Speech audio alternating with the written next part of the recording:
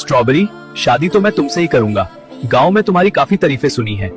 Cherry चाची, मैं strawberry का हाथ मांगने आया हूँ। मुझे सिर्फ शादी के बाद स्ट्रॉबेरी का बना हुआ खाना चाहिए। जी जी बेटा, मेरी बेटी सारे खाने बना लेती है। स्ट्रॉबेरी, अब तुम्हें किसी भी चीज की जरूरत हो तो मुझे बताना।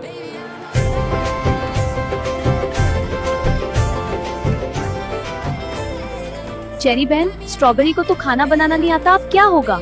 बस दुआ करो करेला बहन।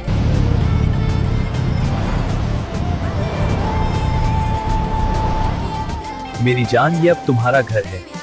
क्या इतना बड़ा घर? अब मैं तुम्हें अपनी अम्मी से मिलवाता हूँ, आ जाओ। क्या तुम घर के सारे काम कर लेती हो? जी सासू माँ, मैं सब काम कर लेती हूँ। अब कल से सारे घर के काम तुम्हें ही संभालने होंगे। जी ठीक है।